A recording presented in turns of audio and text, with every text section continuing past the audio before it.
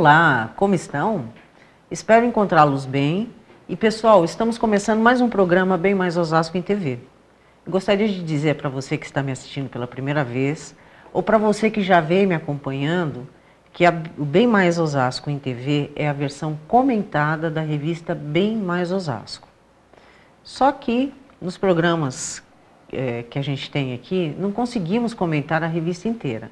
Então, eu quero convidar você, meu telespectador, a acessar o nosso portal www.revistabemmais.com.br. Nele você terá a opção de ler a revista na íntegra, ou no formato online, né? Ou verificar o ponto de distribuição mais próximo, clicando lá no ícone distribuição. Ou ainda, se preferirem, entre em contato através do e-mail faleconosco@revistabemmais.com.br ou nos telefone no 35 34 93 10 e solicite sua assinatura. Pessoal, hoje o nosso convidado é o Dr. Paulo Bertini, que foi entrevistado na sessão Foco do mês de junho deste ano. E na ocasião a sensação assim de que a entrevista dele foi muito bem aceita, então a gente vai repetir.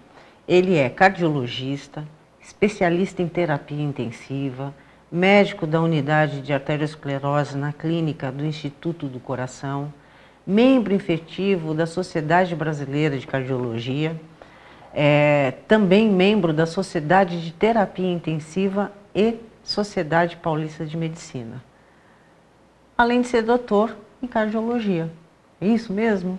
Sim, obrigado, Van. É um prazer estar aqui. Seja muito bem-vindo. Eu agradeço à revista o convite, tá certo? Para que a gente possa falar mais algumas coisas sobre saúde, principalmente saúde cardiovascular. E já de antemão digo que realmente a expectativa da revista foi muito boa, as pessoas agradeceram muito a entrevista e é muito importante para que as pessoas de Osasco, mas também da região de Osasco, e hoje nós sabemos que a TV ela vai em várias outras cidades, abrange muitas cidades. Além fronteiras agora. Com certeza. Que isso possa realmente alavancar uma melhora de qualidade de vida das pessoas. Agradeço o convite. Imagina, eu que agradeço a sua presença. E para a gente dar continuidade, a minha primeira pergunta, aliás, todas elas são assim, meio que longas, né? E a minha primeira colocação é a seguinte, Dr. Paulo, olha, as pessoas estão adoecendo e morrendo, né? Cada dia mais, em decorrência de problemas cardíacos. Algumas por negligência à própria saúde, mas muitas nem sabem que estão doentes. Então, gostaríamos inicialmente que o senhor falasse sobre a importância e as principais funções desse órgão tão vital chamado coração. Eu diria realmente isso, que o coração é a mola propulsora do nosso organismo, tá certo? Sem ele, a bomba propulsora, é ele que nos traz vida, é ele que bombeia o sangue, ele bombeia o sangue para o cérebro, para os pulmões, para os rins, para todo o nosso organismo. Então, logicamente, o que é considerado uma morte? Quando o coração para de bater, tá certo? Sim. Então, muitas vezes você tem uma morte encefálica antes, mas a morte é dada quando o coração para de bater, quando ele para de funcionar.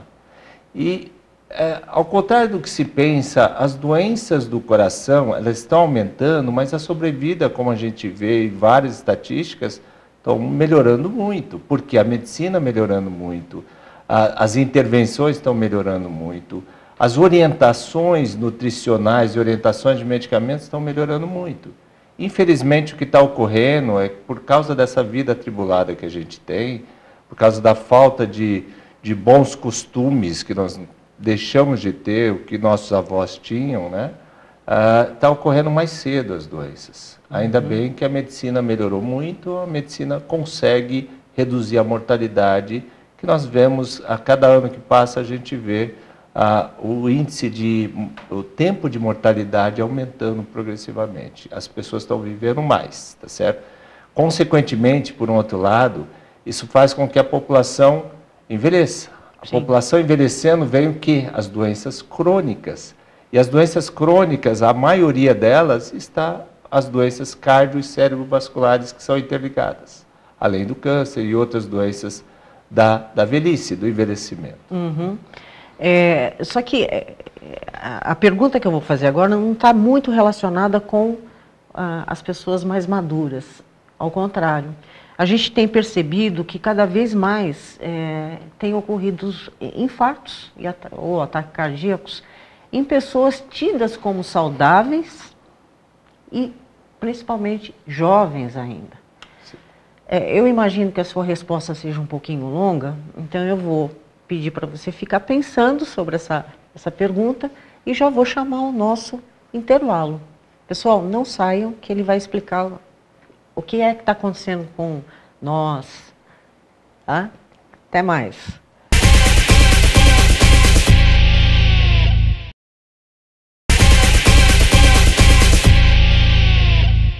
Olá, estamos de volta. Nosso entrevistado hoje é o Dr. Paulo Bertini.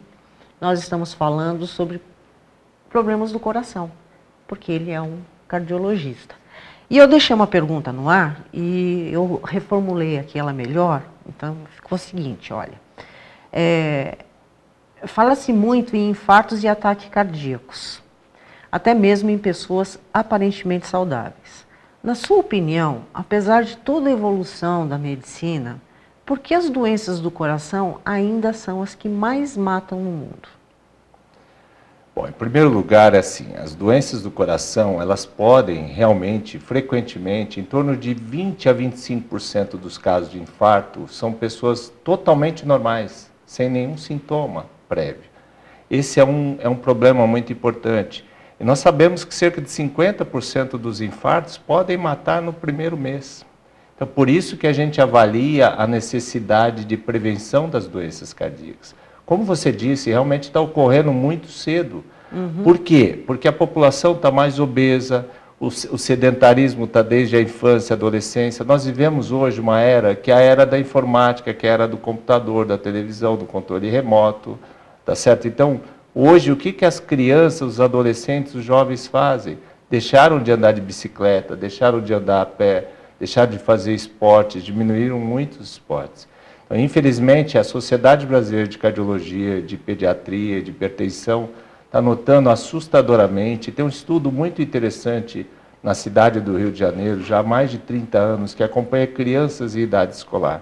E o que se vê é que, anualmente, tá, ou quando a pesquisa é feita, o percentil de pressão alta, percentil de colesterol alto, percentil de diabetes, de glicemia alta entre as crianças e os adolescentes está crescendo assustadoramente. Então, isso faz com que as doenças ligadas ao que nós chamamos das doenças ateroscleróticas, ou as doenças ligadas aos fatores de risco, que a gente vai pontuar em breve, que é muito importante, levem à incidência de doenças cardíacas mais precoces. Então, hoje a gente vê muitos casos de pessoas com 45, 40, 50 anos com infarto, operados ou com angioplastias, tá certo? Então, isso faz com que a gente tenha que investir mais na prevenção da doença cardíaca e não apenas tratar os idosos, como você falou. Uhum. É importantíssimo que a gente faça essa prevenção já desde a adolescência, desde a infância. Tá, quando você diz devemos investir mais na prevenção, quem exatamente tem que investir? Nós próprios? Esperar que o governo faça isso? Que caminho você acha que a gente deve percorrer? Essa é uma questão muito complexa. A Sociedade Brasileira de Cardiologia, de Nefrologia, de Hipertensão, há muito tem batido nessa tecla.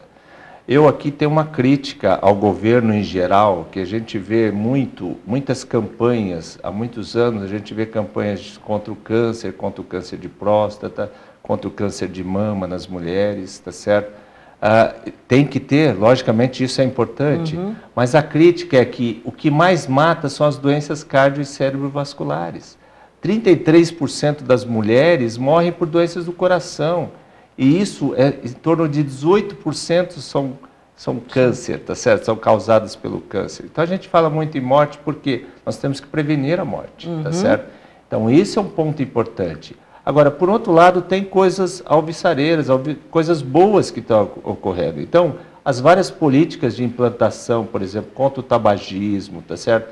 As políticas que o governo está tentando implementar de redução do sódio, isso tudo influencia nos que nós chamamos de fatores de risco.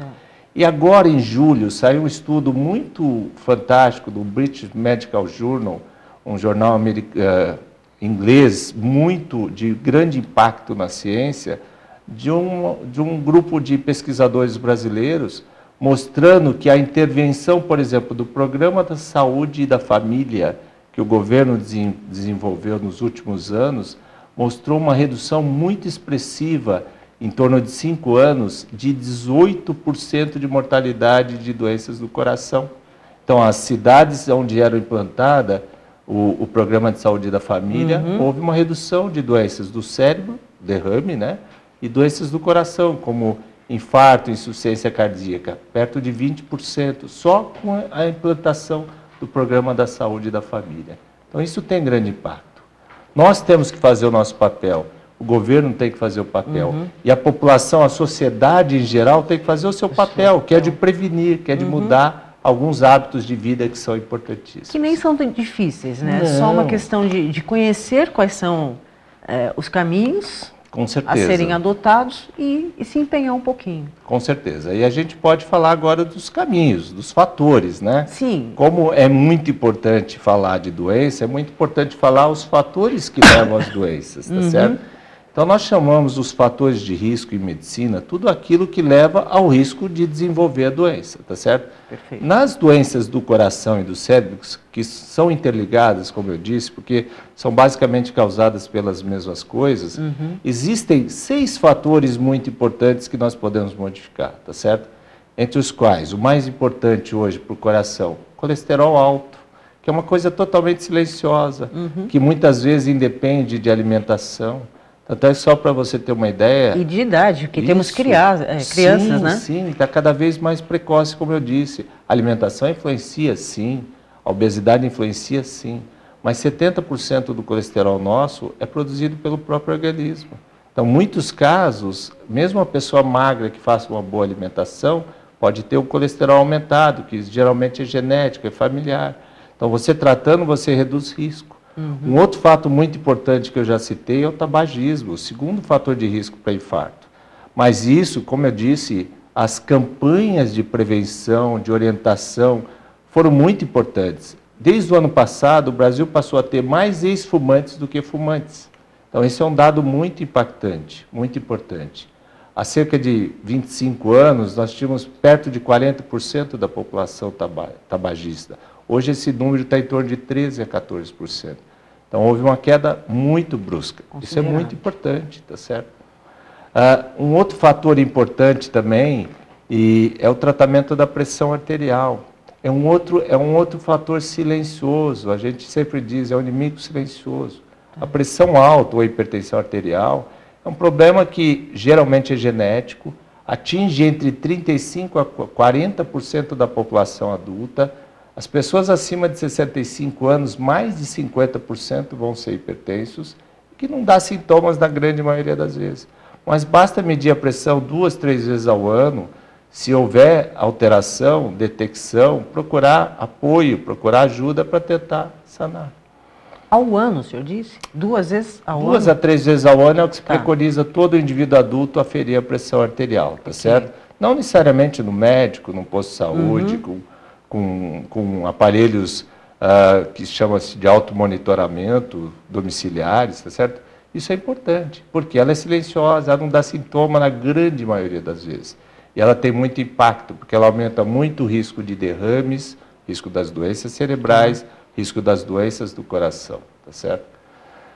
Um outro fato muito interessante, que diz respeito ao nosso convívio da sociedade, ao dia a dia hoje, são as doenças do sistema neurovegetativo, ou seja, a parte neuropsíquica.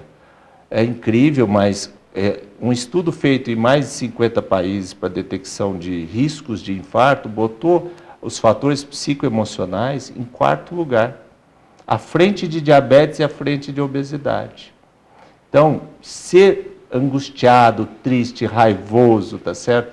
Depressivo, tudo isso aumenta o risco de infarto. como aumenta a mortalidade do infarto. Você tem uma ideia, tem estudos mostrando que as pessoas que têm infarto, que são depressivas, morrem mais de 50% em relação aos que não são depressivos. Então tem grande impacto. Interessante, né? Porque esses fatores, eles foram por muito tempo associados ao câncer. Sim, sim. E agora? Falava-se muito nos fatores psicoemocionais. Exatamente. O câncer também tem influência, mas as doenças cardiovasculares matam mais. Sim. É isso que a gente bate muito na tecla. As pessoas precisam mudar a concepção. Ou seja, o câncer é uma palavra ruim, Sim. é devastador, devasta famílias quando aparece, mas as doenças do coração matam mais, tá certo? Precisam ser mais bem cuidadas e são muitas vezes silenciosas. Então isso tem grande impacto. Perfeito. Dr. Paulo, eu preciso chamar o intervalo novamente, tá? Pessoal, não saiam, voltaremos com mais dicas do nosso amigo Dr. Paulo Bertini. Até lá.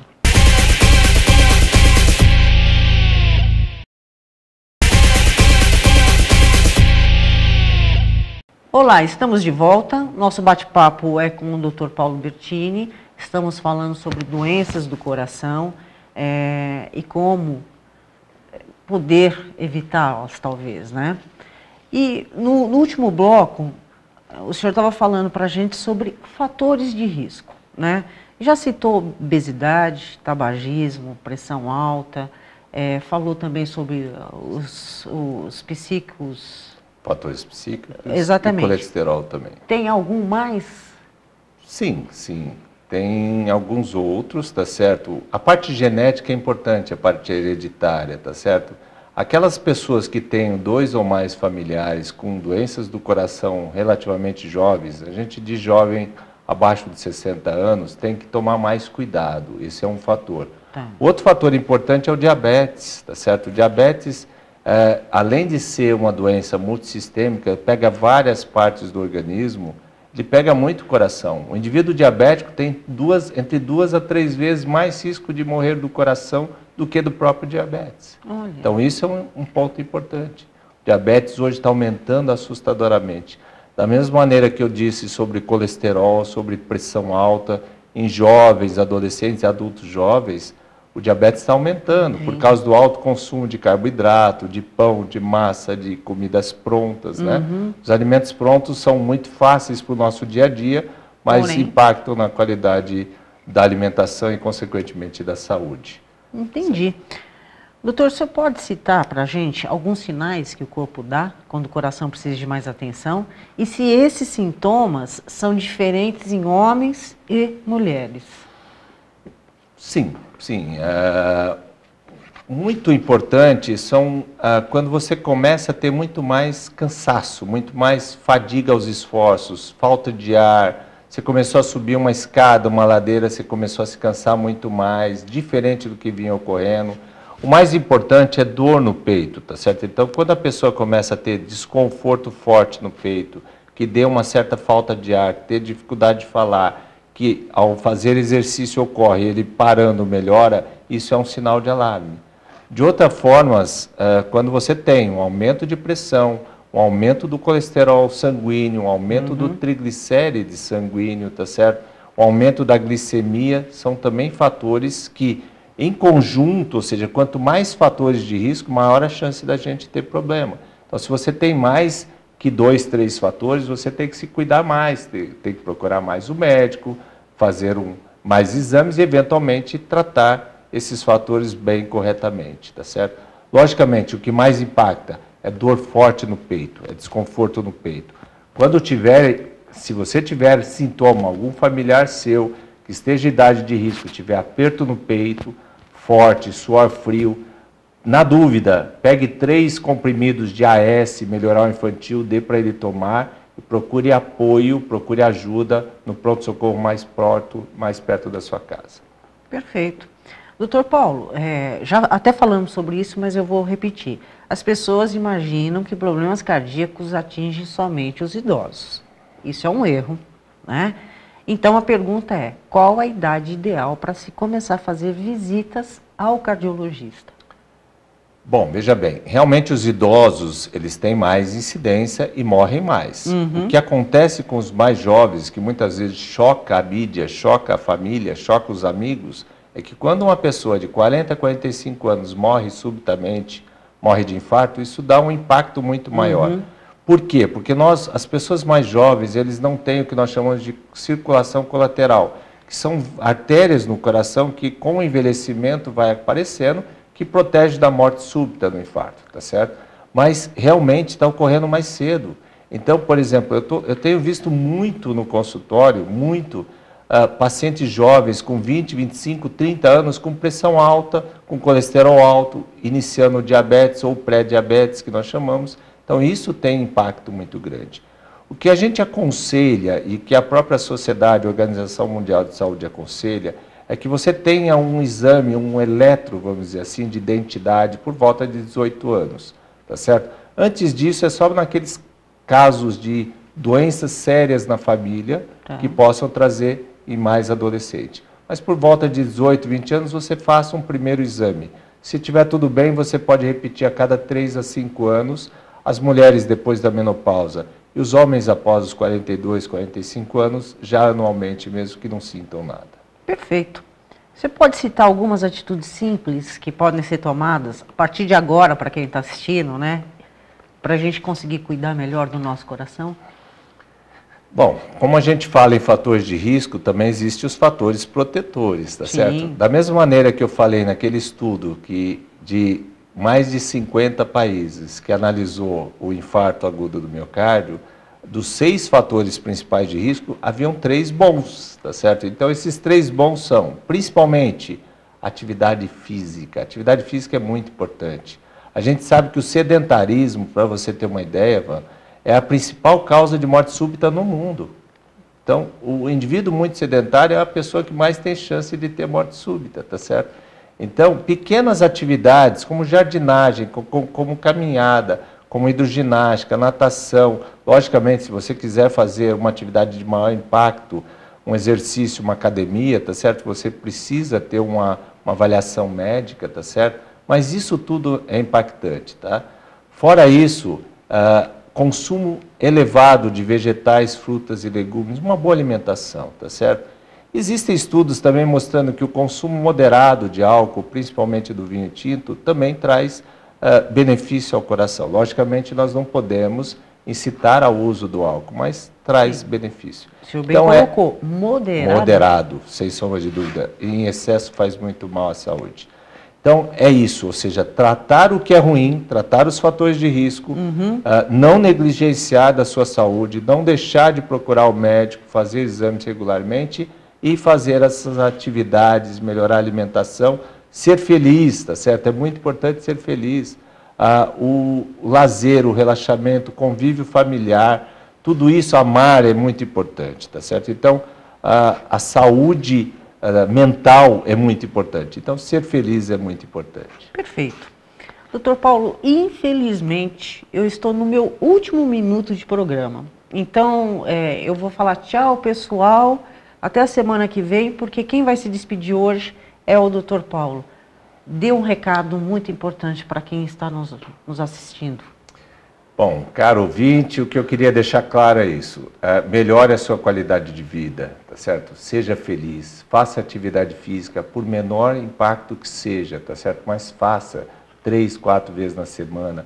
Tenha uma alimentação saudável, procure um médico regularmente. Se tiver tudo bem, faça a cada 2, 3 anos, como eu falei, mas não não negligencie a sua saúde, porque infelizmente nós estamos vendo cada vez mais maior incidência de morte súbita, de doenças graves em pacientes jovens. Então, eu espero realmente que você não faça parte dessa lista de pessoas que tenham sido acometidas de doença cardiovascular. Obrigado pela entrevista. Imagina, nós é que agradecemos. Foi um prazer estar com você. Todo nosso, o prazer é todo nosso.